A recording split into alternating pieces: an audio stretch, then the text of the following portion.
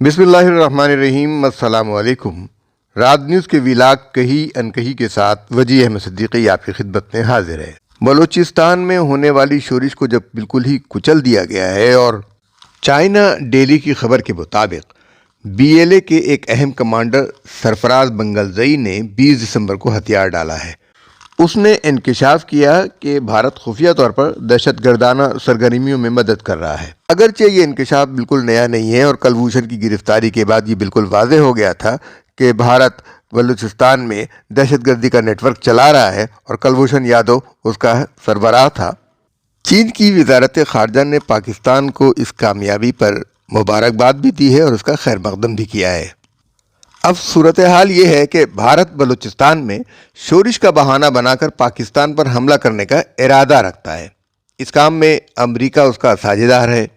بلوچستان میں چینی سرمایہ کاری اور چائنا پاکستان اکنامک کوریڈور یعنی سی پیک ان دونوں ممالک کا ہدف ہے۔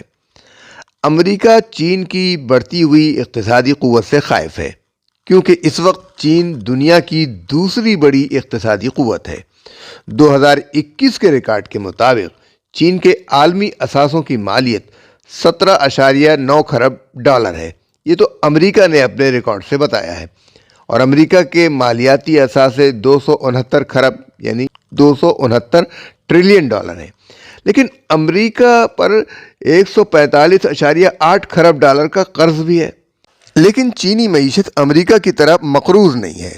یہ بات برسبیل تذکرہ آ گئی اس لیے کہ اس صورتحال کو سمجھنے کے لیے اس پس منظر کا جاننا بہت ضروری ہے۔ گزشتہ دنوں نگراں وزیر اعظم جناب انوار الحق کاکڑ نے اسلام آباد میں بلوچستان کے لاپتہ افراد کے نام پر ہونے والے دھرنے پر جن خیالات کا اظہار کیا ہے وہ نہ صرف چشم کشا ہیں بلکہ حقیقت پر مبنی ہے۔ ابھی تک ہمیں ہمدردی کے نام پر تصویر کا ایک ہی رخ دکھایا جا رہا ہے۔ 98% بلوچ ریاست پاکستان کے ساتھ کھڑے ہیں۔ ثناء اللہ زہری کے بیٹے کو کس نے شہید کیا؟ نون لیگ کا وزیر اعلیٰ تھا۔ سامنے الیکشن کمپین میں ٹکڑے ٹکڑے کیے اس لڑکے کے۔ بہت سارے یہ جو احتجاج کرنے والے ہیں ان میں سے بہت سارے لوگ انہی لوگوں کے ساتھ منسلک ہیں۔ ان کو بھی پتہ ہے، ہمیں بھی پتہ ہے، آپ کو بھی پتہ ہے، اور جو ان سے ہمدردی رچا رہے ہیں ان کو بھی پتہ ہے۔ بلوچستان میں مسائل موجود ہیں اور ہمارے ملک کی بیوروکریسی اور طبقہ اشرافیہ ان مسائل کا ذمہ دار ہے۔ بلوچستان کی آبادی اتنی نہیں ہے کہ اس کے مسائل حل نہ کیے جا سکیں، لیکن یہ صوبہ بلوچ طبقہ اشرافیہ اور پاکستان کے دوسرے علاقوں کے طبقہ اشرافیہ کی آپس کی جنگ کا شکار ہو گیا ہے۔ بھارت نے پہلے بھی مشرقی پاکستان میں اندرونی حالات کا بہانہ بنا کر بین الاقوامی سرحدوں کی خلاف ورزی کرتے ہوئے مشرقی پاکستان میں دراندازی کی، ناجائز طور پر بنگلہ دیش بنوایا اور برسوں مشرقی پاکستان کی علیحدگی کے لیے سازش کی۔ آج بھی بھارت بلوچستان کے حوالے سے جنگی تیاریوں میں مصروف ہے۔ بہت سے ناقدین کہیں گے کہ پاکستان بھی کشمیر میں مداخلت کر رہا ہے۔ پاکستان کشمیر میں مداخلت کر رہا ہے یا نہیں کر رہا، لیکن کشمیر کا مسئلہ بین الاقوامی طور پر اقوام متحدہ میں متنازع ہے اور یہ تنازع بھارت خود اقوام متحدہ میں لے کر گیا تھا، لیکن بلوچستان تو قانونی، آئینی اور بین الاقوامی طور پر پاکستان کا حصہ ہے۔ یہی وجہ ہے کہ بھارت نے بین الاقوامی سرحدوں کی خلاف ورزی کرتے ہوئے مشرقی پاکستان کی سرحدوں کو پار کیا اور وہاں بھارت کی مداخلت سے بنگلہ دیش کا قیام عمل میں آیا۔ بلوچستان کے حوالے سے بھارت اول دن سے سازشوں میں مصروف ہے اور ہماری اسٹیبلشمنٹ کی یہ غلطی ہے کہ اس مسئلے کو اس نے ہمیشہ بزور قوت حل کرنے کی کوشش کی ہے، چاہے وہ ایوب خان کا زمانہ ہو یا ذوالفقار علی بھٹو اور پھر پرویز مشرف کا زمانہ۔ نہیں ملک کے اندر آپریشنز کا جال بچھا دیا۔ اس سے قبل بلوچستان میں سیاسی کشمکش جاری تھی جو معمول کی بات ہے۔ جناب وزیر اعظم انوار الحق کاکڑ نے لاہور کے ایک صحافی کا ذکر کیا ہے کہ اس نے تو باقاعدہ جنگ لڑی تھی۔ لاہور کا یہ صحافی اور کوئی نہیں، نجم سیٹھی تھے، میاں نواز شریف کے چہیتے نجم سیٹھی۔ 1973 میں آپریشن شروع ہوا اور 1976 میں بلوچستان میں ہونے والے آپریشن میں نجم سیٹھی بھی گرفتار ہوئے تھے۔ یہ بھارت سے آئے تھے اور چاکر خان کے کوڈ نام کے تحت پاکستان کی فوج سے لڑ رہے تھے۔ ان کو نہایت بری حالت میں گرفتار کیا گیا تھا اور اکرام سہگل جو اس وقت پاکستان آرمی میں پائلٹ تھے انہیں حکم تھا کہ اسے جہاز سے نیچے گرا دیا جائے، لیکن انہوں نے اس پر رحم کھایا اور اسے گرایا نہیں۔ ضیاء الحق کی مہربانیوں سے اسے رہائی بھی مل گئی۔ یہی وجہ ہے کہ نجم سیٹھی کی بیوی جگنو محسن نے بھارت میں جا کر بے نظیر بھٹو کی نقل کی، ان کا مذاق اڑایا، مضحکہ اڑایا۔ اس کے پیچھے یہی پس منظر تھا کہ بھٹو صاحب نے نجم سیٹھی کو گرفتار کر لیا تھا اور جیل میں ڈال دیا تھا اور غداری کے الزام میں اسے پھانسی ہونے والی تھی۔ نجم سیٹھی بھارت سے لندن گئے تھے، ان کے ساتھ احمد رشید، اسد الرحمان، راشد الرحمان اور بلوچ ہندو دلیپ داس بھی موجود تھا۔ بھارت کے ساتھ تمام روابط نواز شریف کے نجم سیٹھی کے ساتھ دوستی کا شاخسانہ ہے، کیونکہ نجم سیٹھی کے بھارتی انٹیلیجنس ایجنسیوں کے ساتھ گہرے تعلقات ہیں۔ بھارت نے مشرقی پاکستان سے ایک نیا سبق سیکھا ہے۔ مشرقی بنگال کو پاکستان سے اس نے الگ تو کر دیا، لیکن اسے بھارت میں شامل نہ کر سکا اور نہ وہ بھارت کا باجگزار بن کر رہا، جبکہ بلوچستان کے بارے میں بھارت کی یہ خواہش ہے کہ اس پر قبضہ کر کے اسے اپنا حصہ بنا لے۔ بھارتی تجزیہ نگاروں کا کہنا ہے کہ جس طرح مشرقی پاکستان 1000 میل کے فاصلے سے پاکستان کا حصہ تھا، اسی طرح بلوچستان بھی بھارت کا حصہ بن سکتا ہے۔ اس کے لیے بھارت کئی سالوں سے جنگی تیاریوں میں مصروف ہے، خاص کر بھارتی نیوی کو مضبوط بنایا جا رہا ہے۔ بھارت کی فوج 14 لاکھ ہے۔ 2023-24 کے دفاعی بجٹ میں 12% اضافہ کیا گیا۔ P-751 آبدوز 5th جنریشن کے فائٹر جیٹ اور MK2 multi role fighter aircraft اور زوراور ٹینک، رافیل طیارے اور درجنوں نئی آبدوزیں خریدی گئی ہیں۔ بھارت کا ساحل 7516 کلومیٹر لمبا ہے۔ ایک ایئر کرافٹ کیریئر وکرانت اور وگیر جیسی آبدوز موجود ہے۔ سمندر میں پاکستان اور چین کی سرگرمیوں سے بھارت بہت پریشان ہے۔ بھارت پاکستان کے ایک ایسے علاقے میں شورش برپا کر رہا ہے جس کی سرحدیں اس سے نہیں ملتی، لیکن بھارت بلوچستان کو اپنا حصہ مسلسل کہتا چلا آ رہا ہے۔ بلوچستان کی آزادی کے لیے بھارت کی مدد مانگنے والے یہ جان لیں کہ بلوچستان کبھی بھی بھارت کا حصہ نہیں رہا، ہندوستان کا حصہ نہیں رہا، لیکن اس کے باوجود مودی جنگی تیاریوں میں مصروف ہے۔ فرانس میں مودی کا ریڈ کارپٹ استقبال ہوا تھا کیونکہ مودی نے فرانس سے اسلحے کی خریداری کے لیے $10 بلین کا سودا کیا۔ روس سے اربوں ڈالر کا اسلحہ لینے کے باوجود فرانس سے بھی نئی آبدوزوں کا گزشتہ سال سودا کیا جو $10 ارب کا تھا۔ اس سے قبل 2015 میں بھارت نے فرانس سے 36 رافیل جیٹ طیارے $9 ارب میں خریدے تھے۔ بھارت کا آبدوزیں خریدنے کا مقصد بلوچستان اور بحر ہند میں چین کی نقل و حرکت کو روکنا ہے۔ مودی نے امریکہ میں بھی دفاعی معاہدے کیے اور ڈرونز، جیٹ فائٹر انجن وغیرہ کی خریداری کی، اور گزشتہ چند ماہ سے مودی جو ہے وہ سرحدوں پر جا رہا ہے، بھارتی فوجیوں کے ساتھ مل رہا ہے اور ان کو جنگ کے لیے اکسا رہا ہے۔ مودی کی صورت میں بھارت کا قومی ذہنی توازن خراب ہو چکا ہے، اور اس حد تک خراب ہو چکا ہے کہ اس نے آزاد کشمیر کو اپنا علاقہ دکھا دیا ہے۔ گلگت بلتستان میں اس نے مقامی آبادی کو فرقہ وارانہ کشیدگی کے آڑ میں علیحدگی پسندی کی طرف موڑنے کی کوشش کی ہے۔ گلگت بلتستان کو اس سے نجات دلانے کی کوشش کی جانی چاہیے، اور چین کی اقتصادی پیش رفت کو روکنے کے لیے چند ماہ پہلے امریکی سفیر نے گوادر کا دورہ کیا ہے۔ اپنے دورے کا جواز اس نے یہ بتایا کہ بلوچستان کے عوام میں امریکہ کی حمایت کو اجاگر کیا جا سکے۔ بلوچستان کے عوام کے لیے ترقی کی بات کر رہا ہوں، لیکن اس کے بعد نتیجہ کیا نکلا کہ ایک لشکر اسلام آباد پہنچ گیا۔ امریکہ اور اس کے اتحادی بلوچ علیحدگی پسندوں کو پناہ دیتے ہیں، ان کی سرپرستی کرتے ہیں۔ ہربیار مری کو برطانیہ نے سیاسی پناہ دے رکھی ہے۔ BLA کے حملے سی پیک پر ہوتے ہیں، اور سی پیک کے خلاف کارروائی امریکی ایجنڈے کا حصہ ہے۔ امریکہ نے بلوچ عوام کی کم آبادی کو اپنا ہدف بنا رکھا ہے۔ سیلاب کے نام پر امدادی 6,71,000 افراد کو ہدف بنایا، 90,000 بچوں کو اپنے نشانے پر رکھا، صحت کے نام پر ہیلتھ سینٹر بنائے، خواتین کے لیے سردار بہادر خان یونیورسٹی بنائی۔ امریکہ کی بلوچستان پر نظر برسوں سے ہے۔ پہلے سوویت یونین کی نظریں گوادر کو حاصل کرنے پڑتی، جس کی خاطر وہ افغانستان میں داخل ہوا تو امریکہ نے جہاد کے سوئے شیر کی دم کھینچ کر اسے جگا دیا اور خطے میں افراتفری ہو گئی۔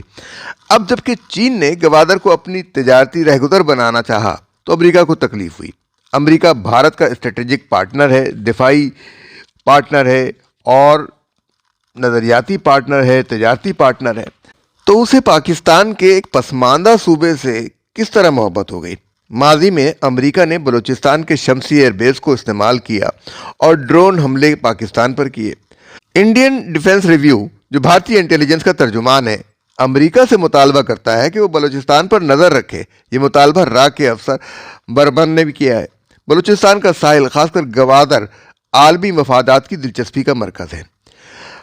مغربی یورپ کے کسی بھی ملک سے بڑا رقبہ بلوچستان کا ہے۔ معدنیات اور ایندھن کے ذخائر اتنے ہیں کہ عالمی طاقتوں کی رال ٹپک رہی ہے، اور وہی ان کو استعمال نہیں کرنے دیتے، اور وہی ان وسائل کو پاکستان کو استعمال نہیں کرنے دیتے کہ کہیں پاکستان ترقی نہ کر جائے۔ ہماری بدقسمتی یہ ہے کہ ان کے اس ایجنڈے کو نااہل بیوروکریسی، جس میں بدعقیدہ افراد سر فہرست ہیں، پورا کر رہی ہے۔ امریکہ آزاد بلوچستان کی تحریک کو درپردہ اور کھلے عام سپورٹ کر رہا ہے، اس لیے کہ وہ اس طرح چین کا بلوچستان تک پہنچنے والا راستہ کاٹ سکتا ہے، ایران اور افغانستان پر بلوچستان میں بیٹھ کر کنٹرول کر سکتا ہے، اور بچے کھچے پاکستان کو بھی۔ آزاد بلوچستان کے تمام کھلاڑیوں کو نیٹو ممالک میں سیاسی پناہ دی جاتی ہے۔ گزشتہ برسوں میں جرمنی میں برلن میں بلوچستان نیشنل فرنٹ اسٹریٹجی کا سیشن ہوا۔ امریکی کانگریس میں بلوچستان پر سماعت ہوئی۔ بلوچستان کے حق خود انحصاری کا بل پیش کیا گیا۔ کشمیر کے لیے کبھی ایسا نہیں ہوا، حالانکہ وہ اقوام متحدہ کے ایجنڈے پر ہے۔ برسوں سے بلوچستان کے وسائل پر ان سب کی نظر ہے، اور جب سے سی پیک پر کام شروع ہوا ہے، اس وقت سے اس فتنے کو مزید ہوا دی گئی۔ اب پاکستان کے پاس چین کا ساتھ دینے کے سوا کوئی راستہ نہیں ہے، لیکن وہ لوگ جن کے مفادات امریکہ میں ہیں، جن کی اولاد امریکہ اور اس کے اتحادی ممالک میں ہے، اس راہ میں چین کو اپنے لیے رکاوٹ سمجھتے ہیں۔ پاکستان کو آزاد خارجہ پالیسی اختیار کرنا ہوگی۔ نگراں وزیر خارجہ کا یہ کہنا کہ ہم امریکہ اور چین کے ساتھ مساویانہ تعلقات رکھنا چاہتے ہیں، سراسر غیر دانشمندانہ اور امریکہ کی غلامی کا اظہار ہے۔ ہمارے پاس چین کا ساتھ دینے کے سوا کوئی راستہ باقی نہیں بچا ہے، ہماری آزادی اسی میں مضمر ہے۔ امریکہ نے ہمیں اقتصادی طور پر تباہ کرنے میں کوئی کسر نہیں چھوڑی۔ IMF امریکہ کا ذیلی ادارہ، ورلڈ بینک امریکہ کا ذیلی ادارہ، اور IMF کی شرائط عوام دشمن ہے۔ امریکہ پاکستان کے ٹکڑے ٹکڑے کرنا چاہتا ہے، اور اس کے غلام بیوروکریسی اس بات میں اس کا ساتھ دے رہی ہے۔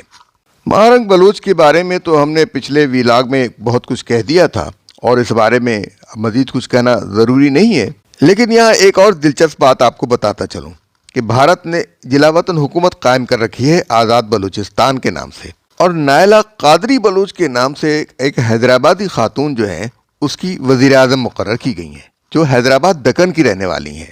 ذرا اس کا پس منظر ہم آپ کو بتا دیں۔ نائلہ قادری کوئٹہ میں ایک وکیل سید احمد قادری کی بیٹی ہے۔ اس نے 2006 میں بلوچستان ہائی کورٹ میں ایک پٹیشن دائر کی کہ اس کے شوہر میر غلام مصطفیٰ رئیسانی کو بازیاب کرایا جائے، اور پروفیسر نائلہ قادری بلوچستان نیشنل پارٹی کی ایگزیکٹو کمیٹی کی رکن بھی بنی ہوئی تھی۔ اس نے اس الزام کو رد کیا کہ اس کے شوہر کا تعلق بلوچستان لبریشن آرمی سے ہے۔ پھر اس نے کینیڈا کی شہریت اختیار کی، اور بھارت جا کر بلوچستان کی بزوں میں خود جلا وطن وزیر اعظم بن گئی۔ اس کے 3 بیٹے ہیں، ان میں ایک مزدک دلشاد بلوچ کینیڈا میں ہے، اور اسے بھارت میں ویزا دے کر بلایا جاتا ہے۔ برہمداغ بگٹی نے کہہ دیا تھا کہ نائلہ قادری جو ہے وہ بلوچستان کی نمائندہ نہیں ہے۔ قادری جو ہے وہ ایران کی جلا وطن حکومت، مشرقی ترکستان کی جلا وطن حکومت کی حمایت کرتی ہے۔ اس کے علاوہ تبت، بنگلہ دیش اور الجزائر کی بھی جلا وطن حکومتوں کی نمائندگی کرتی ہے۔ اب نائلہ قادری نے جس شوہر کی گمشدگی کا الزام پاکستان کی انٹیلیجنس ایجنسیوں پر لگایا تھا، 2010 میں ایک رات وہ اپنے شوہر اور بچوں سمیت افغانستان میں داخل ہوئی، اور نیٹو کی مدد سے وہ کینیڈا پہنچ گئی۔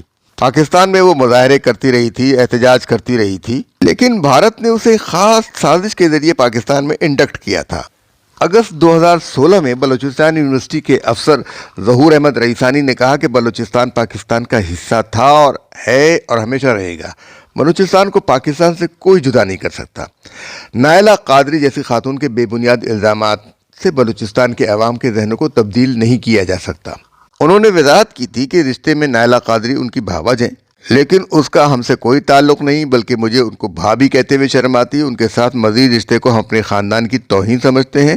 میرا بھائی غلام مصطفیٰ اس وقت کینیڈا میں مقیم ہے، جس سے میرا کوئی رابطہ اور تعلق نہیں ہے۔ نائلہ قادری کا کوئی تعلق مہر گڑھ سے نہیں ہے، نہ ہی وہ بلوچ ہے۔ سب کو معلوم ہے کہ نائلہ قادری کے والدین کہاں سے آئے تھے۔ نائلہ قادری بھی وہاں واپس جا چکی ہے۔ بلوچی لباس پہننے سے کوئی بلوچی نہیں بن جاتا۔ ان کا رئیسانی قبائل سے تعلق پہلے تھا، نہ وہ رئیسانی ہے۔ اگر وہ بلوچ ہوتی تو اپنے نام کے ساتھ قادری کے بجائے بلوچ لکھتی۔ دراصل نائلہ قادری کو الطاف حسین کی MQM کے ذریعے شامل کیا گیا اور الطاف حسین نے کوشش کی تھی کہ بلوچ لبریشن آرمی میں MQM کے لوگ شامل ہو جائیں، لیکن انہوں نے اس سے انکار کر دیا۔ راہ نے اس خواہش کا اظہار کیا تھا کہ کراچی میں کارروائیاں کرنے کے لیے بلوچ علیحدگی پسندوں کے دہشت گردوں کے لیے الطاف گروپ کے لوگ سہولت کاری کا کام انجام دیں۔ اب کیا یہ کام جاری ہے یا نہیں، اس کے بارے میں تو ہماری انٹیلیجنس ایجنسیوں کو دیکھنا چاہیے کہ نائلہ قادری کو بھی انڈکٹ الطاف حسین نے کروایا تھا اور بھارت کے ذریعے کروایا تھا، اور بھارت یہ چاہتا ہے کہ کسی نہ کسی طریقے سے بنگلہ دیش جیسا کام اس کے سامنے نہ آئے، بلکہ بلوچستان پر اس کا مکمل کنٹرول حاصل ہو، لیکن اس کا یہ خواب کبھی نہیں پورا ہوگا انشاءاللہ تعالی۔ ہمارا یہ ولاگ آپ کو کیسا لگا؟ اپنی رائے سے ہمیں آگاہ کیجیے، ہمارے چینل کو سبسکرائب کیجیے، لائک کیجیے اور شیئر کیجیے، اور دوسروں تک بھی ہمارا پیغام پہنچائیے۔ اب ہمیں اجازت دیجیے۔ اللہ حافظ و ناصر۔